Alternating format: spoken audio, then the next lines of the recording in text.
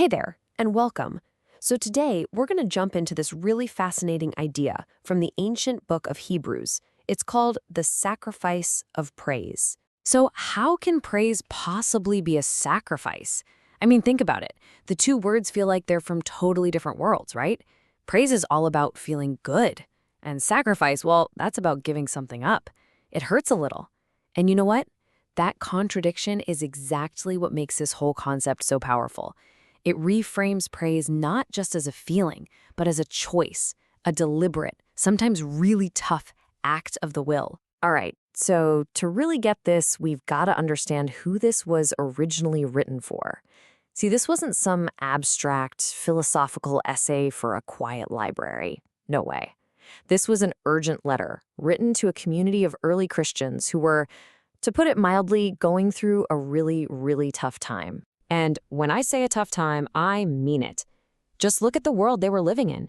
We're talking about the Roman Empire under Nero, a period of just skyrocketing hostility towards Christians. People were having their property taken away, they were being shut out of society, just living with this constant cloud of uncertainty. They needed something, anything, to hold on to that felt solid and unshakable. Okay, so before we can really wrap our heads around what a sacrifice of praise even means, we have to take a step back and understand the kinds of sacrifices they were used to. I mean, their entire spiritual world, their whole way of thinking, was built around the rituals of the temple. So let's take a look at the big one, the most important ritual of them all, the Day of Atonement. The process was super specific, a step-by-step thing. The high priest would go into the most holy place, the most sacred spot in the temple. He'd offer the blood of an animal, but then, and this is the part you really need to catch, the body of that animal was taken all the way outside the community camp and burned up completely. Now, for them, the symbolism of this was just huge. It wasn't just a sorry, you're forgiven kind of thing. It was about the complete removal of sin from the community. It was physically taking far away, destroyed, gone. Out of sight, out of mind, for real. Okay, so with that picture in our minds, this is where the writer of Hebrews drops a bombshell. It's a massive shift in thinking. He basically says, hey, that whole system, all those animal sacrifices, they were all pointing to something, to one final, ultimate offering. So let's put them side by side. The old way?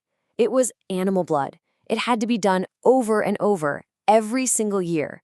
And it was really just a temporary fix, a covering for sin. But this new sacrifice, the one Jesus made, it was his own blood, offered once for all time. And it wasn't temporary. It brought about something permanent, eternal redemption. And here's where it all clicks together so beautifully. Remember how that sacrificed animal was taken outside the camp? Well, the writer makes this incredible connection. He says Jesus also suffered outside the city gate. He was identifying with the outcasts, the people on the fringes, so that everyone else, all of us, could be brought in, brought close to God. It's such a powerful and direct parallel. All right, so that's the backstory, the foundation. Now let's get practical. Let's see how this one big idea unpacks into 5 lessons that can literally change your life, right here, right now. Lesson number 1, true praise actually costs you something.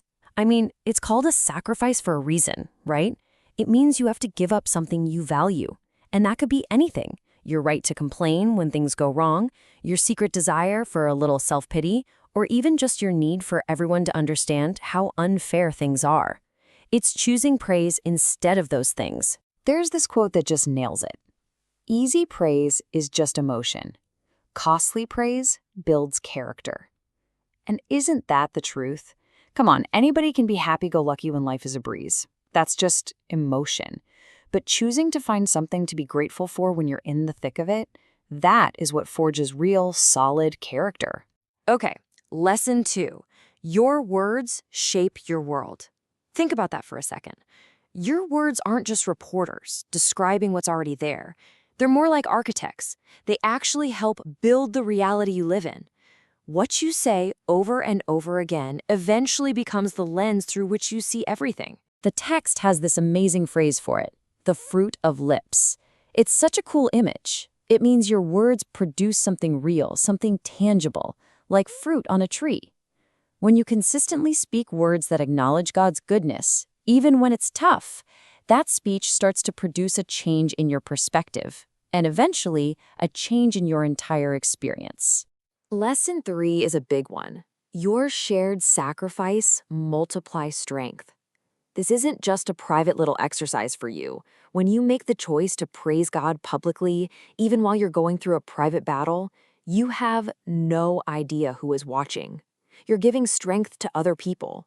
Your willingness to find gratitude in your own storm can literally become the lifeline for someone else who feels like they're about to go under. All right, number 4.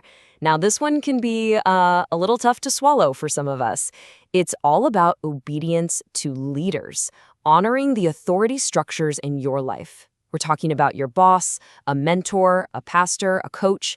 The core idea here isn't about being a doormat. It's that choosing to be teachable and trustworthy actually positions you for a breakthrough and helps you sidestep mistakes you don't even see coming. So, to put it another way, submitting to earthly authority, it often unlocks heavenly opportunity. It's not about blind obedience. It's about recognizing that wisdom and opportunity often flow through established channels and positioning yourself in that flow. And that brings us to lesson 5, which is completely counterintuitive but so powerful. It's this: pray for other people's success to unlock your own.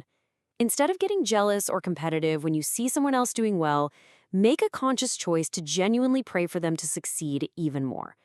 The idea is that this puts you right in the middle of a flow of blessing, and it creates an atmosphere where your own opportunities just seem to multiply. So, let's bring this all together. What's the bottom line? What's the big takeaway from all of this?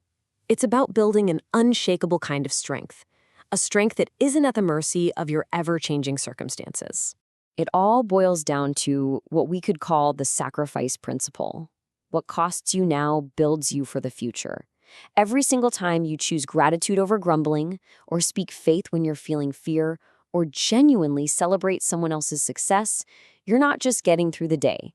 You're making an investment. You're building spiritual and emotional muscle for the future. And let me be super clear about something. This is not toxic positivity. It's not about slapping a fake smile on your face and pretending your problems don't exist. No. A sacrifice of praise is about looking your problems straight in the eye and declaring that God's power is bigger and is at work right in the middle of them. And that, right there, is the heart of it all. Your circumstances, they're temporary.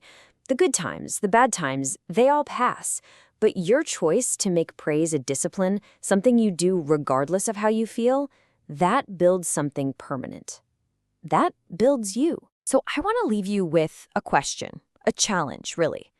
After everything we've just talked about, what's one complaint you could sacrifice today? Just one. What's one grievance, one negative story you keep telling yourself that you could choose right now to let go of and replace with praise?